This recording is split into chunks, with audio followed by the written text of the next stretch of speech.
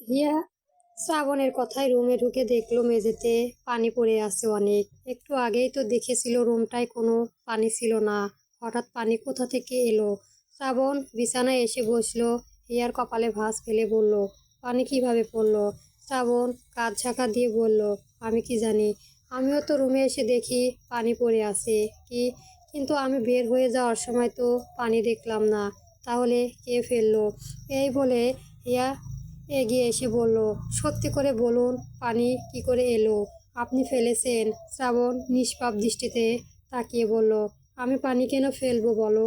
হয়তো তুমি ফেলে চলে গিয়েছো। শ্রাবণ কথায় বাড়ালো না। রুমের দরজা খুলে সিঁড়ির কাছে এসে ফাহিমা বেগমকে ডাকলেন। এদিকে শ্রাবণ পায়ের উপর পা তুলে বিড়বিড় করে বলল, আমাকে রেখে নিচে টিভি দেখা, এখন দেখো কেমন লাগে। ফাহিমা বেগম এসেই সেই পানি মুছে দিয়ে গেল। এরপরে হিয়া রুমে এলো। শ্রাবণ বিছানায় হেডবোর্ডে হেলান দিয়ে ফোন স্ক্রল করছিল।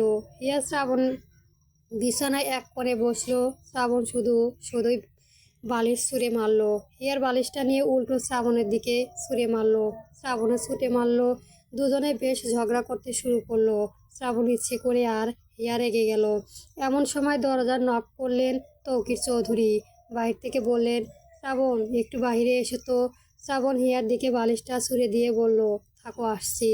এই বলে শ্রাবণ দরজা খুলে দাঁড়ালো। হিয়া বালিশটা নিয়ে উঠে দাঁড়িয়ে শ্রাবণের পেছনে ছুঁড়ে মারল। শ্রাবণের পায়ে কিছু একটা বিঁধে যায়, যার কারণে বসে পড়ে। আর দুর্ভাগ্যবশত বালিশটা তৌকির চৌধুরীর ক্যাচ করে ফেলে।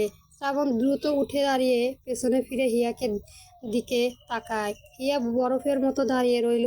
কি করে ফেললো এটা? লজ্জা ভয়ে হিয়ার একাকার অবস্থা। অতঃপর হাসার চেষ্টা করে বলল, আসলে বাবা, বালিশটা ওই যে ওনাকে ছুঁড়ে মেরেছি, আপনাকে মারিনি। তৌকির চৌধুরী হেসে ফেললেন। শ্রাবণ চট করে তার বাবার থেকে বালিশটা নিয়ে হিয়ার দিকে দিল আর তার বাবাকে নিয়ে যেতে যেতে বলল, তুমি কি যেন বললে? চলো। চলো। হিয়া নিজের কপাল নিজেই চাপড়াচ্ছে। এই শ্রাবণের পাল্লায় পড়ে কখন কি যে ফেলে ও নিজেও জানে না। তৌকির চৌধুরী আর শ্রাবণ কথা বলতে বলতে বাড়ির বাহিরে চলে গেল। এর একটু পরে হিয়া নিচে আসে। কাব্য এসে সাবিয়া চৌধুরীর পাশে বসলো আর বলল, আম্মু একটা কথা বলবো? বলো। বলছি, তোমার নেহাকে পছন্দ তো? সাবিয়া চৌধুরী তাকালেন ছেলের দিকে। হিয়াও তাকালো। কাব্য থমথমে মুখে জিজ্ঞেস করলো, কি হলো, বলছো না যে? সাবিহা চৌধুরী বললেন, এ কেমন কথা বলছো? আমার খুবই পছন্দ। কাব্য কথাটা শুনে মলিন হেসে চুপ করেই রইল। হিয়া সাবিহা চৌধুরীর পাশে বসে কাব্যকে বলল, তুমি কি ভাবছো কেউ তোমাদের সম্পর্কটা নিয়ে খুশি নয়, তাই তো? এরকম কিছুই নাই, সবাই খুশি। তোমাদের মেনেও নিয়েছে। রাতে হিয়া ঘুমাতে যাওয়ার আগে ওয়াশরুম থেকে হাত মুখ ধুয়ে এলো। ড্রেসিং টেবিলের উপর দেখলো টাওয়ালটা সুন্দর করে ভাঁজ করে রাখা।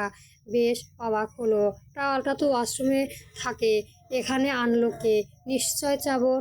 হিয়া টাওয়ালটা হাতে নিয়ে শ্রাবণের লাইট নিভিয়ে দিল। হিয়া মুখ মুছতে মুছতে বলল, লাইট অফ করলেন কেন?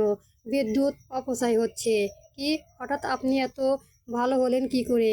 শ্রাবণ হেসে বলল, যেমন আগে ছিলাম ও এখন। এত কথা বাদ দিয়ে লাইট অন করুন, কিচ্ছু দেখতে পাচ্ছি না। শ্রাবণ সাথে সাথে লাইট জ্বালিয়ে দিল। হিয়া টাওয়ার লেকে পেছনে ফিরে আয়নায় তাকাতেই চেঁচিয়ে দিয়ে উঠল।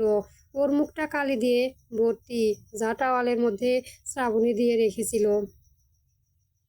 হিয়ার এই অবস্থা দেখে শ্রাবণ ঠোঁট বেয়ে টিপে হাসতে হাসতে এগিয়ে এলো। হিয়া পেছনে ফিরে বলল, এই টাওয়ালে আপনি কালি দিয়ে রেখেছিলেন, তাই না? তাই না? তাই না? না, সত্যি দিয়ে রেখেছিলাম। কেন?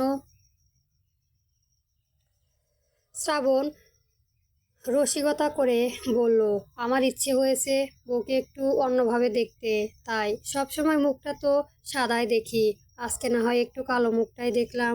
ইয়ার আগে গট করে ওয়াশরুমে ঢুকলো। মুখটা ভালো করে ক্লিন করে এসে টিস্যু দিয়ে মুছলো। শ্রাবণ ততক্ষণে শুয়ে পড়েছে। হিয়া লাইট টিভিয়ে বিছানা এসে মনে মনে বলল, খাচ্চর লোক, অসভ্য লোক, শয়তান লোক, আমাকে সারাদিন যেভাবে জ্বালিয়েছেন শুধু আজকে একটু ঘেঁষে দেখুন, খবর আছে। হিয়া শুয়ে পড়তেই শ্রাবণ হিয়ার কাছে আসলো। হিয়া কারেন্টের গতিতে কাত হয়ে শুলো। শ্রাবণ হিয়ার ঘাড়ে থুতনি ঠেলিয়ে আদরে গলায় বলল, বৌজান, এই বৃষ্টির মাঝে ঠান্ডা ঠান্ডা ওয়েদার একটু আদর করি। হিয়া উঠে বসলো, ল্যাম্প লাইট জ্বালিয়ে বলল, খবরদার কাছে আসবেন না, এলে কিন্তু। শ্রাবণ সুর টেনে বলল, কি করবে বৌজান, বলো না। সারুন, আমি থাকবো না আপনার রুমে, আপনার সাথেও থাকবো না। কেন, আমি আবার কি করলাম? কাছে যেতে দিব না, সারাদিন শয়তানি করার সময় মনে ছিল না, এখন কেন কাছে আসবেন? শ্রাবণ হিয়ার কোনো কথা শুনল না, ওকে ঝটপটে ধরে শুনল আর বলল, শয়তানি শয়তানির জায়গা, আর আদর আদরের, এতে কাছে না যাওয়ার কি আছে? এখন আসছে, কোনো আদর টাদর করতে হবে না। বেশি কথা বললে কিন্তু এখন ধাক্কা দেব। দিন, শুধু তো বললেনই, দিন আর দেখিনি। কথা শেষ হতে শ্রাবণ সত্যি ধাক্কা দিল হিয়াকে। জিনিসটার এত তাড়াতাড়ি হয়ে গিয়েছিল যে হিয়া পুরো শক। সাথে সাথে কোমরে ব্যথা পেয়ে চিৎকার দিয়ে উঠল, ও মরে গেলাম। শ্রাবণ উঠে হিয়ার কাছে এলো, কাটা ঘায়ে নুনের ছিটা দিতে হিয়াকে ধরে বলল, কি হলো বৌজান, ব্যথা পেয়েছো? দেখিয়ে উঠল, ওঠো ওঠো। শ্রাবণ হিয়াকে ধরে উঠতে পারল না, মূলত হিয়া উঠতেই পারল না, আচমকায় ধাক্কা খাওয়ায় ব্যথা পেয়েছে। হুট করে শ্রাবণ যে এরকম করবে তা কল্পনাও ছিল না। শ্রাবণ হিয়াকে কোলে তুলে বিছানায় শুইয়ে দিয়ে বলল, আমার কিন্তু দোষ নেই, তুমি কিন্তু আমাকে ফেলে দিতে বলেছো, তাই ফেলে দিয়েছি। হিয়া নাক টেনে বলল, বুঝেছি, আর বলতে হবে না, আপনি তো আমায় ভালোবাসেন না, তাই বলেছি, আর ধাক্কা দিলেন। শ্রাবণ একটু হেসে বলল, খুব ব্যথা পেয়েছো না বৌজান? হিয়া উবু হয়ে শুয়ে ঝাড়ি মেরে বলল, না, পাইনি, কালকে বাপের বাড়ি চলে যাব, থাকবো না আপনার কাছে। শ্রাবণ হিয়ার কোমর থেকে শাড়ি সরিয়ে নিয়ে হাত দিতেই হিয়া উফ সূচক শব্দ করে উঠল। শ্রাবণ তার বৃদ্ধ আঙুল কপালে ঘষতে ঘষতে বিড়বিড় করলো, কথা শুনলো কি আর ধাক্কা খেতে? এখন ব্যথা পেলে সেটা নিজেরই দোষ। শ্রাবণ বিছানা থেকে নেমে ব্যথার মলম আনতে গেল। মলমটা নিয়ে এসে হিয়ার পাশে বসলো। হিয়া গুমট বেঁধে আছে। শ্রাবণ মলমটা আলতো হাতে মেসেজ করে দিল। মলম দেওয়ার শেষে ওয়াশরুম থেকে হাত ধুয়ে এলো। এরপর বিছানায় এসে ল্যাম্প লাইট নিভিয়ে শুয়ে পড়লো। বাইরে বৃষ্টি হচ্ছে, বাজও পড়েছে। হিয়া এখন আপনা আপনি শ্রাবণের বুকে মাথা রেখে শুলো। শ্রাবণ বলল, আরও তেরামি করবে? শ্রাবণ ঠোঁট কামড়ে হেসে বলল, কেন, তুমি তেরামি না করলে আমি কাকে পোষ মানাবো? কার সাথে এমন করব? হিয়া শ্রাবণের গলায় মুখ গুজে কামড় বসালো। শ্রাবণ শুয়ে নিল। ও যে হিয়াকে ব্যথা দেয়, সেগুলোর কাছে এই কামড় কিছুই না। হিয়া অতঃপর শ্রাবণকে শক্ত করে জড়িয়ে ধরল। শ্রাবণ আবারও আদরে গলায় বলল, একটু আদর করি। হিয়া আশপাশ করে বলল, মানে বলেছিলাম আজকে না।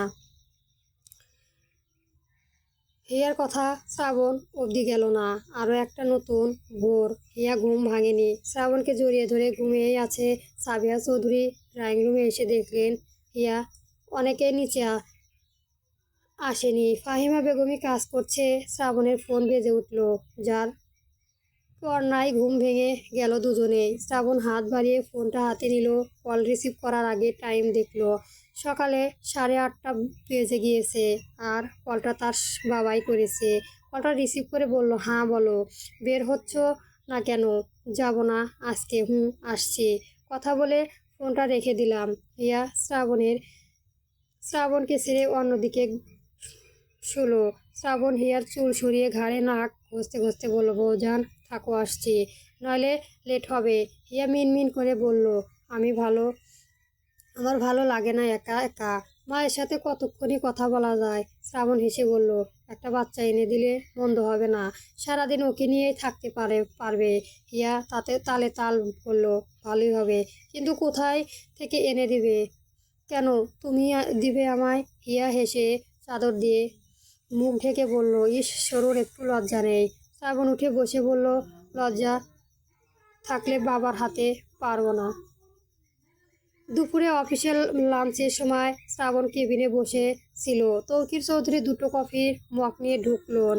একটা, শ্রাবণের দিকে দিলেন আরেকটা। নিজের খোলা তৌকির চৌধুরী বসে বললেন, শ্রাবণ, একটা সিরিয়াস বিষয়ে কথা ছিল কাব্যকে নিয়ে। যেহেতু তুমিও বড় ভাই, গার্ডিয়ানও, সেহেতু তোমাকেও জানানো দরকার। আমি একা একা কোনো সিদ্ধান্ত নিতে চাইছি না। শ্রাবণ কফিতে চুমুক দিয়ে ঠান্ডা গলায় বলল, হ্যাঁ বলো। পরবর্তী গল্প পেতে আমার চ্যানেলটি সবার আগে সাবস্ক্রাইব করে রাখবেন। ধন্যবাদ। গল্প মন দেওয়া না, পর্ব 30 চলবে।